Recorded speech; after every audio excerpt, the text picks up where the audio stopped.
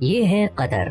سعودی عرب، بحرین اور UAE کے درمیان واقع دنیا کا سب سے امیر ترین کنٹری، اتنا امیر کہ اس کی پر کیپٹا انکم ہے $1,28,000، جو کہ امریکہ، سنگاپور اور ایون پڑوسی عرب ممالک جیسے کہ UAE اور سعودی عربیہ وغیرہ سے بھی کہیں زیادہ ہے۔ بڑی بڑی بلڈنگز، شاپنگ مالز، مہنگی گاڑیاں، اسی لیے قطر کو مڈل ایسٹ کا ویگس بھی کہا جاتا ہے۔ لیکن قطر ہمیشہ سے ایسا نہیں تھا۔ چند سال پیچھے چلے جائیں تو قطر صرف ایک تپتا ہوا صحرا تھا جس میں غربت، بھوک اور بوریت کے علاوہ کچھ نہیں تھا۔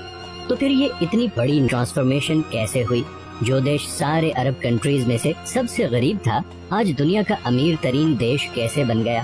اس کے پیچھے ایک بہت ہی انٹرسٹنگ کہانی ہے، اور یہ کہانی باقی سارے عرب کنٹریز کی کہانی سے مختلف ہے۔ اس ویڈیو کے اینڈ تک آپ یہ بھی سمجھ چکے ہوں گے کہ کیوں سعودی عرب اور UAE قطر کو پسند نہیں کرتے، اور کیسے قطر آنے والے وقت میں بھی اپنے پڑوسی عرب دیشوں کے مقابلے میں زیادہ خوشحال اور محفوظ ہوگا۔ یہ کہانی شروع ہوتی ہے 1916 میں، جب قطر کے امیر عبداللہ الثانی نے برٹش کے ساتھ ایک ٹریٹی سائن کی، جس کے مطابق برٹن نے قطر کو کسی بھی زمینی یا سمندری حملے کی صورت میں ڈیفینڈ کرنا ہوگا، اور قطر بدلے میں اگلے 55 سال تک برٹش کالونی کا حصہ رہے گا، اور یہاں سے نکلنے والے ہر نیچرل ریسورس میں برٹن کا شیئر ہوگا۔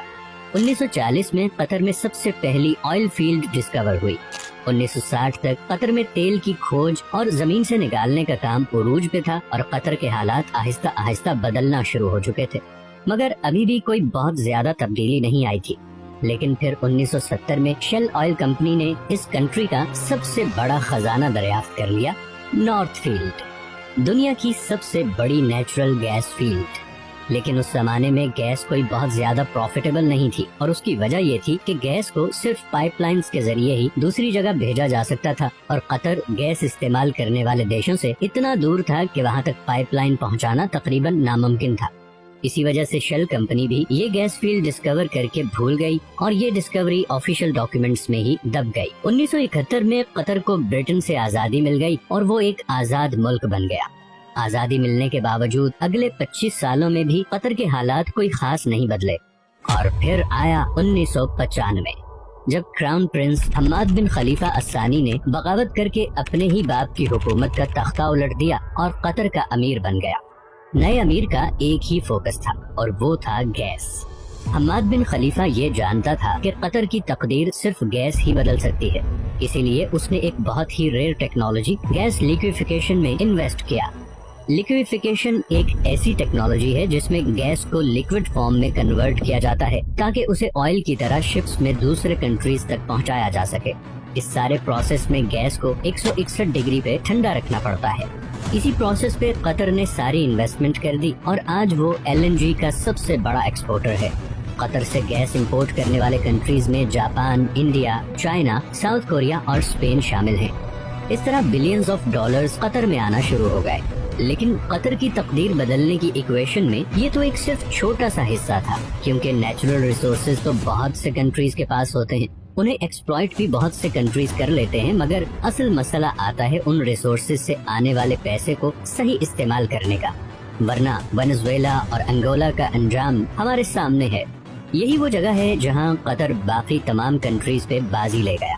قطر نے 2005 میں قطر انویسٹمنٹ اتھارٹی کے نام سے ایک کمپنی بنائی، جس کا مقصد تھا تیل اور گیس سے آنے والے پیسے کو پوری دنیا میں انویسٹ کرنا، اور اسی لیے آج دنیا کے ہر بڑے ملک اور ہر بڑی کمپنی میں آپ کو قطر انویسٹمنٹ نظر آئے گی، چاہے وہ لندن کے بڑے ہوٹلز، آفیسز اور اپارٹمنٹ بلڈنگز ہوں، امریکہ کے بڑے بڑے آفیسز ہوں، یا پھر ملٹی نیشنلز جیسے کہ Volkswagen, Barclays bank, Shell, Tiffany and co, یا پھر راسنیٹ، رشیا کی سب سے بڑی آئل کمپنی۔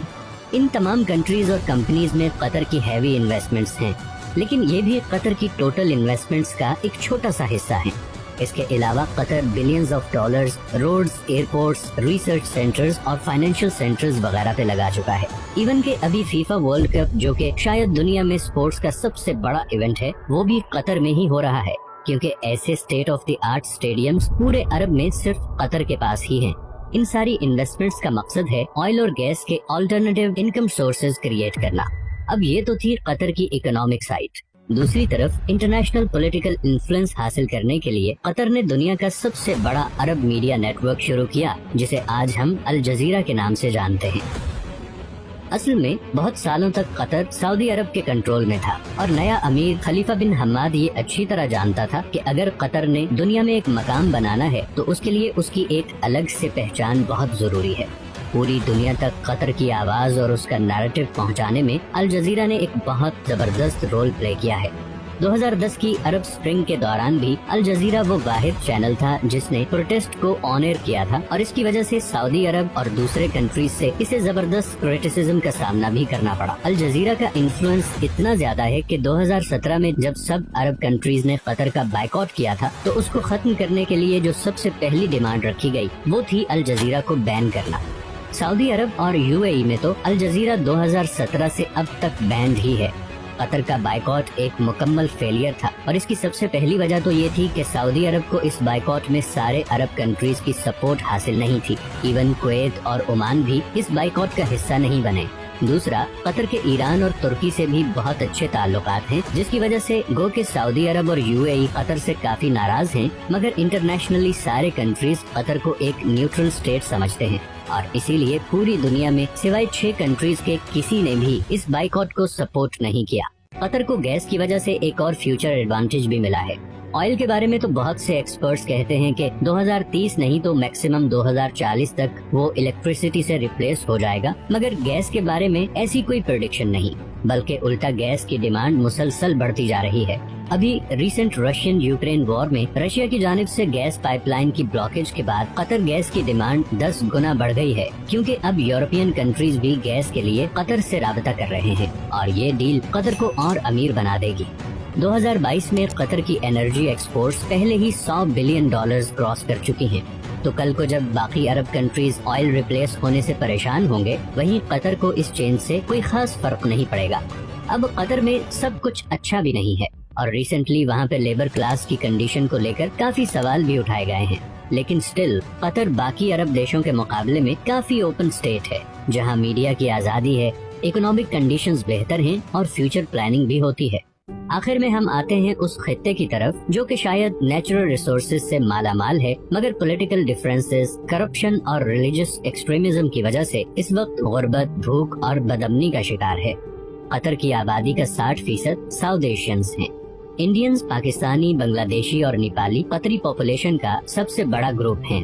اپنے دیش اور پیاروں سے ہزاروں میل دور دن رات محنت کرتے یہ لوگ ہر وقت خواب دیکھتے ہیں کہ کب ان کے اپنے کنٹریز اتنے خوشحال ہوں گے کہ انہیں 7 سمندر پار اس جلا دینے والی گرمی سے نجات ملے۔